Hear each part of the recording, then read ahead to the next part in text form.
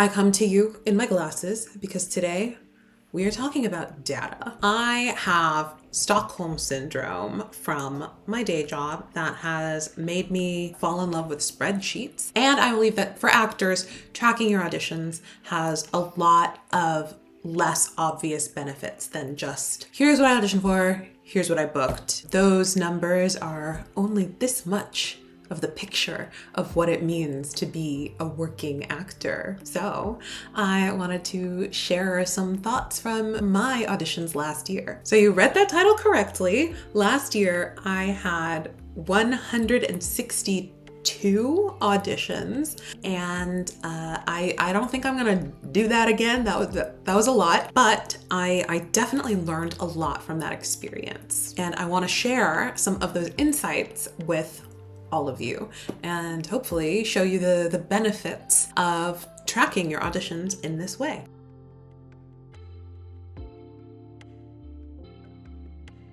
So welcome to my title page. I know it's February, but still time to get started on tracking these things yourself as well. So let's get into it. So about me, that's my headshot. I am an experienced theater actor, singer-actor, mover, mediocre instrumentalist, starting to branch out into TV and film, which we'll discuss more as we talk about the actual projects I worked on last year. I've been a member of Equity since January 2020, LOL. Before that, I was on tour as a principal on a non-ec tour. And yeah, since May 2021, I have been represented by a small management company. The reason I share these things is that I think this context is kind of useful. I would consider myself mid-ish career based on these things. Mid-career actor based in New York. Yeah, there are many wacky things going on last year, but we managed to make some progress, make some moves. So why track your auditions? To me, there are 4 key reasons. Firstly, demystifying the process and your progress. I find that we do auditions or we do projects and we move on right away. We don't spend a lot of time reflecting on what they actually mean and how they fit into the bigger picture of our career and of our process. I also think it's nice to have some relatedly concrete data. So it's not just I feel like XYZ casting director doesn't like me, or I feel like XYZ casting director really likes me. Having some concrete data is really, really useful to understand some of these relationships and things that are happening. Specifically, things that are and aren't working. So maybe there are certain songs or monologues that you use and you're like, oh, that one's not hitting the way I want it to. Or maybe you're like, oh, wait, every time I sing that song, I get a callback. Maybe you use that information to make sure that you're not repeating the same material for the same casting office. All useful stuff to know. And of course, my last reason is that charts are cool and fun to look at. I love a chart. I love a data visualization. I love a spreadsheet. As a corporate actor girl boss, these charts are giving me life, frankly, and I hope they give you life too. Okay, so here are the things that I recommend tracking, and there's another actor person whose tracker template I pulled, and then I've added a couple of other things from various other sources, but essentially the date is your top left column, and then you fill in the dates, and that's sort of what dictates your count, and then everything else is another column going across.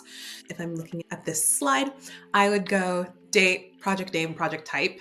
It's kind of ziggity-zagging through this list. So source, so self-submission, your reps, your network, your website, where did it come from, right?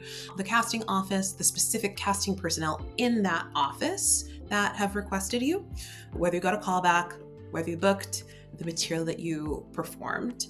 So again, callbacks and bookings are only this much of all the cool information that you could have. And then some optional things. I started last year tracking role types or names, but that didn't really matter very much to me. I knew what the project was, and it didn't feel worth tracking to me.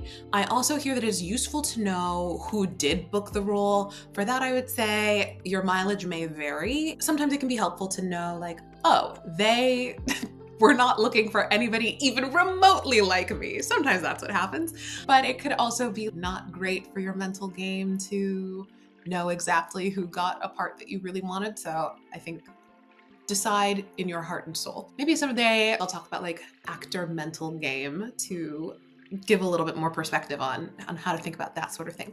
Anyway, you can also include additional notes like how you felt, what you wore, and actually I would love to hear if you are a person who already does this or who's going to start doing this, if there are any specific things that you suggest starting to track outside of these suggested metrics. Again, these are your columns, so you'll end up with like a really wide spreadsheet, but it's worth it, trust me. So once all of your stuff is in your document, you can use pivot tables and charts. If you go up to Insert in Excel, you can click on Pivot Chart and it will automatically make a chart for this. This is also kind of an elaborate process, so maybe someday, if it's interesting, I'll do a screen recording just to show you like how we actually manipulate the data. But basically, you don't need to go through it manually and search for Bob's name and say, oh, there was 60 times Bob appears on my sheet. You don't need to do all that. Excel knows how to do it.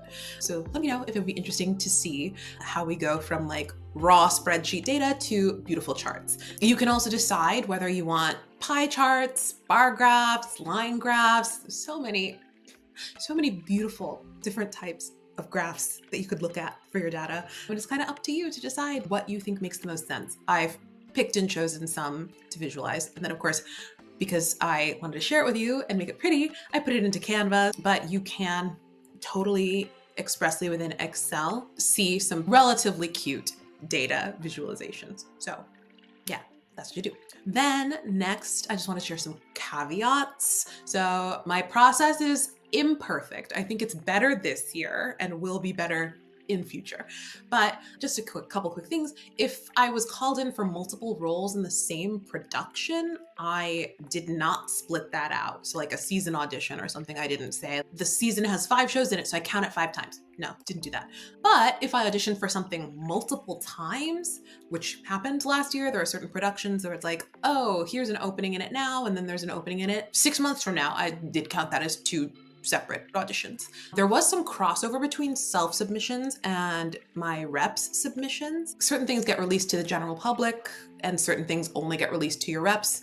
And sometimes there's some overlap. So I did track the number of things that I submitted for because I do think that's interesting, but there is some crossover and ultimately I don't know how many things my reps submitted me for, which I'll talk about later. So I don't have as much useful information around that as I could. Then let's see, date accuracy. It's not a huge deal, but I was tracking when I turned in the tape or like the tape deadline until middle of the year. And then I switched to just when I received the tape request. So there's maybe like a couple days fudging of the dates, but that doesn't really matter, I don't think. Then there's also things I worked on but didn't track, like a couple of projects I did last year just appeared in my hand through my network, and those didn't get tracked because they weren't auditions. So there you go. There are also some casting office shakeups last year. If you are a theater person especially, you may notice when I talk about certain casting offices, some of them changed names mid-year. So I kind of extrapolated based on personnel what was there, although I wasn't great about tracking specific personnel throughout most of last year either. Another caveat, a secret caveat that's not on the slide. And then of course we've got the TV film strikes, which made our lives so exciting last year. A very good and noble reason though, so we approve.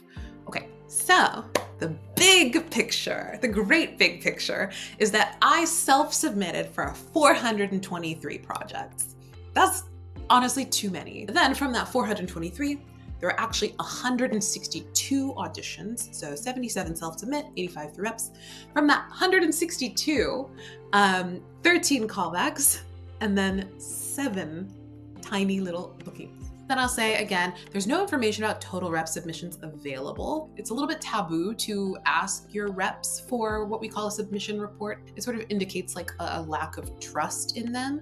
And so I don't feel the need to reach out to them about that. And honestly, as I see here, and as I look at my sources in the next coming slides, I feel good about how often my reps are hitting submit. I am like morbidly curious about like how many times my materials were sent out into the world, but I accept this crumb of uncertainty for like etiquette reasons. And although I will say, of that 423 self-submissions, I think that it is useful to think about, how do my materials look? Is my reel showing me to my best ability? Are my headshots really accurate, and do they portray me for the types of roles that I'm really, really a good fit for?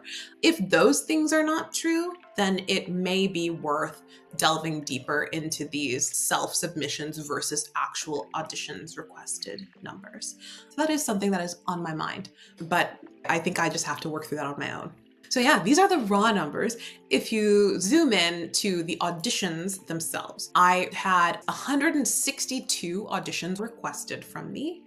I completed 145 of them. So I passed on roughly 1 in 10 for various reasons, either scheduling or, again, I do musical theater. Some of them were like way, way dancier than I ever thought I could possibly do. Some of them I was like, oh, I don't know if this character is a great fit for me. So I actually completed 145 auditions. From there, 8% of that 162 were callbacks, and 4.3% were bookings. I don't think looking at these numbers and saying, oh my God, I only had a 4% booking rate, how can I raise that next year? I don't think that's useful.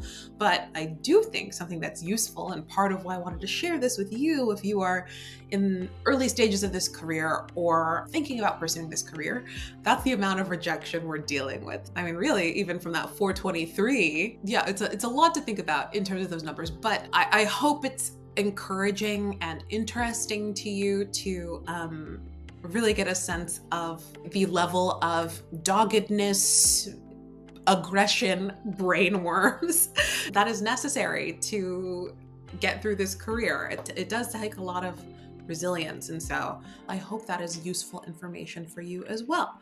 You can do it, and honestly, not beat yourself up about not getting things. There's so many things that go into these drop-offs in this funnel, you know? So you really just have to tap into what you love about this career, and that is what will get you through your hundreds and hundreds of rejections every year. Oh, and I also said over here, I just have a little asterisk, 130 self-tapes and 1 EcoCast live. So really only a tiny handful of in-person auditions, which is kind of fascinating. So then sources of the auditions, a slight majority came from my reps, which I'm very, very happy with.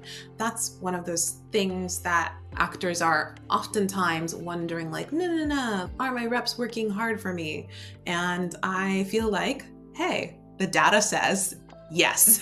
So if there's nothing else that you do for this sort of tracking, I think where your auditions are coming from is really, really useful. Then the majority of the other ones that I did came from Actors Access. I did like a handful of EPAs earlier in the year. And then I think these other ones were like network, website, maybe an open call, but overwhelmingly these are self-tapes from Actors Access or from my reps. Sidebar, if you're not on Actors Access, get on it. That's where basically all of the legit projects are. And yeah, happy to talk about that in more detail down the line as well. So, types of projects I auditioned for, mostly regional theater and commercials, which sounds about right. Again, TV was not really an option for a lot of last year. I'm gonna drop in the numbers later because I'm very interested to share those things with you. I realized that I never actually said what I did book last year, what specific projects there were. I have to look at my sheet. This is why the sheet is so important. So in addition to a couple of readings and some like industrial commercial-ish stuff that I did an audition for, like via my network, I did a short film, a feature, my first feature, which is very exciting, another short, months later, a photo shoot, a student film, and then I was offered 2 commercials, but they had conflicting dates, so I had to pick one. So yeah, that's life, man. So auditions by month, I also just thought was a really interesting metric. We kind of have a sense of here's when the high audition season is, which is the beginning of the year as people are filling out their upcoming seasons. for theater. Pilot season also fits into this early in the year zone. So yeah, Jan, Feb, March is a very busy time to be an auditioning actor for sure. That holds true for me this year as well, to a slightly lesser degree, because I'm trying to be more chill and not do 162 again. That's a lot. So a little dip in April, another little spike in May. I'm trying to remember why May was so aggressive. Again, maybe people filling out the last of their summer seasons. Then a big drop in July, June, July, August, which I thought was funny because the year prior, which I will show you in the next slide, July was actually quite busy. Then yeah, you see this other little peak in the fall when I definitely remember some, especially like regional theaters casting their holiday shows would happen like late summerish. And then of course we kind of dip down as the year ends and people go on holiday and stuff. So the reason that I think this is interesting is that it gives me a little bit more of a sense of how to plan my life, right? Like if I want to go on vacation, perhaps April or July or holiday end of year time is a good time to do it. But I probably want to be around and available in January, February, March, and maybe this early summer, early fall zone as well, right? If you have a completely different yearly flow, I would be so interested to hear about that too. So in 2022, things were slightly different. We still have this early year peak, although it looks like February was even more aggressive and January and March were way lower. That's sort of quirky. Similar drop off in April. And then of course this sort of June, July was a lot busier in 2022. August, a little drop off. September, another peak. And then again, the holidays, like post-Halloween, things get pretty slow. Oh, and I flagged my 2022 total, which is 119, which is still a lot, still maybe too many, but that's life, you know? You gotta put yourself out there. So then auditions by week, I also just thought was kind of interesting. You see this madness week in, I wanna say March. This must be like mid-late June. And then this is early-ish October. I do remember this week, I got like weirdly a lot of callbacks on this wacko week of 9 auditions. And I think that's maybe just happenstance, but I also think there is something to me working well under pressure, some like ADHD crumbs, something like that. And then, you know, other times that I would like drive myself nuts over the one audition and then nothing happens. So is there any real useful trend or prediction we can make? I don't know, but I think it's interesting. And then, yeah, the weekly average, roughly 3 auditions a week, which, yeah, 50-ish weeks in a year, 162 auditions, that makes sense. Median, 3 auditions, and the mode, 2. So most often there were 2 auditions, but every so often, some of these really, really heavy audition weeks pull the average up. Statistics. And I see here, there are only 4 weeks that I didn't have any auditions. So that's kind of interesting too. Stay busy. Something else that I think is really, really useful is the breakdown of the casting offices. So I've anonymized this a little bit, but I pulled out every office where I had at least 2 auditions. The conventional knowledge is that being called in multiple times by the same office is a pretty strong indicator that you have a good relationship with them. So I see that here, and it aligns with the way that I've been thinking about this. Internal casting is what I referred to for any regional house that didn't use a major New York office for their casting. If it was an independent film who didn't hire an external casting director, then I would consider that internal casting as well. So we've got a lot of internal casting with completely different people. Really, I should go through and break it down by the specific theaters that I auditioned for. But then major theater office number 1, I have wanted for a long time to get on their radar, and I'm very, very happy that I'm on it now. I would say being called in 10 times in the year is pretty cool and a sign of a pretty good relationship with that office. Similarly, this commercial office is one that I have auditioned for a couple of times over the years, as well as with major theater office 2. Major theatrical office 3 is down here. And I am pleased to report that Major Theatrical Office 3 has already had me in for a couple of auditions in 2024. So I would say that we are definitely building some good momentum. The way that I think about this is that some people call it booking the room. You don't book the job, you book the room. You make the people in the room like you and be excited about calling you in for the next thing.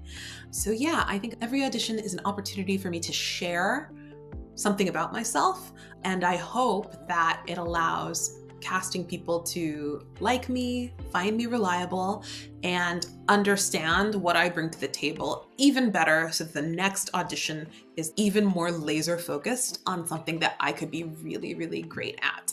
So now I'm gonna get into my key takeaways from 2023. Weirdly enough, everything I booked last year was from a self-submission, but my reps are definitely putting in the work. Something that is true about my reps is that your representatives are submitting you for higher profile projects, but that does mean that they may be more competitive or looking for names or whatever. So I think that my reps are doing exactly what they are supposed to be doing.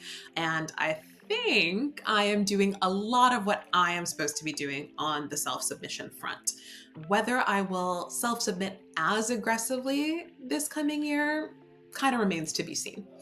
I also think that it's safe to say that I do have strong relationships with certain casting offices and personnel, which is great. I'm very, very happy to be able to see that in a concrete data way. That said, I need to continue cultivating relationships with some new offices. Again, TV film is not my bread and butter, so I think that will kind of come in time. And as my reps continue to do their work and put me out there.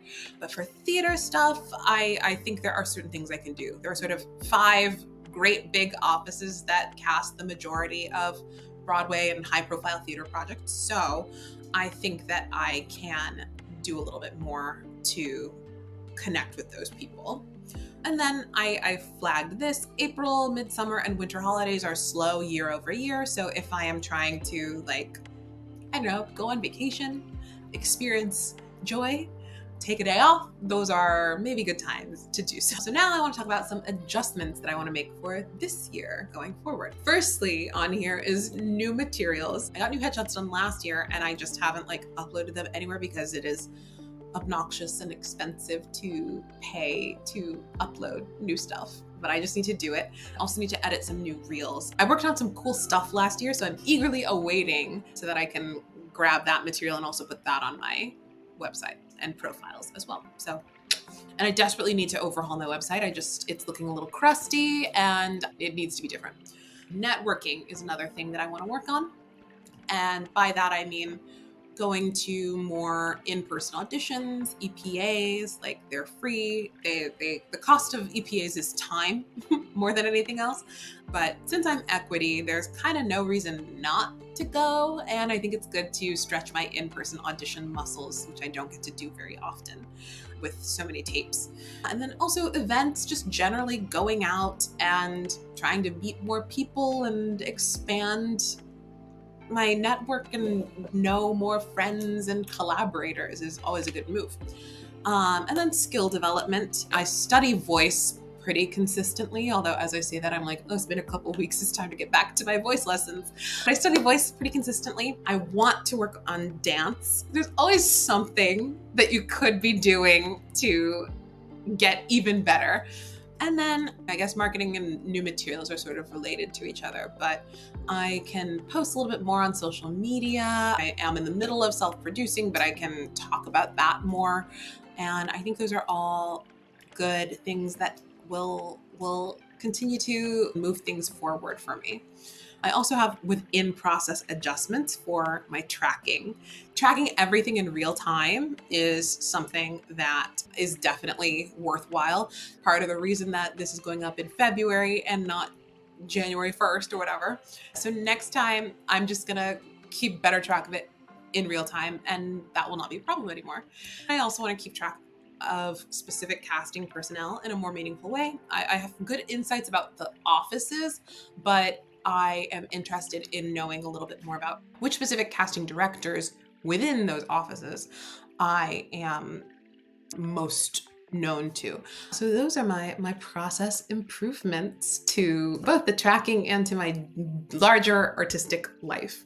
So now I am curious about a couple of things. Let me know what you think. Have you tracked your auditions? Will you do so this year? And if you do, or if you're getting started, are you noticing any trends or other insights? Yeah, I would love to have some more conversation about this. Any surprises? How does what you're feeling about your career in the moment align with your big picture data? And that may be something that's worth tracking over time as well. If you are a journaler, which I really recommend and also have kind of been flopping on over the last couple of months, but it might be good to compare your journal in the moment with the kinds of insights that you pull from some of this macro thought, right? What adjustments might you make based on this data, if anything, on your data or on my data? I don't know. I hope mine is useful to you. And what insights might I be missing? Or is there anything else that I should be tracking? I think it's useful to share this sort of thing just so that we, again, demystify, bring in some transparency to this career that can feel like throwing spaghetti at the wall, shouting into the void. No audition exists in a vacuum, right? Actually, this reminds me of some other person who said, every audition is dropping a pebble into a pond, right? And the ripples go out, and maybe the ripples are that you book the job, and that's great. But maybe the ripples are that you get another audition another time that turns into a real job, or you meet someone new, or that casting director becomes a fan of you. Like, there are so many different ways that each audition fits into the bigger picture. So I hope that this encourages you to pursue that and see that through. Thank you so much for watching, and I hope this was really useful to you. I would love to hear about what you discover through your audition tracking. And yeah, let me know if there's any other information I can share around this aspect of actor life. I have lots more plans to share other specific things about how to be a professional actor and not go completely nuts about it. But yeah, I appreciate you taking the time, and I hope you have a great day. Follow along for more. Bye.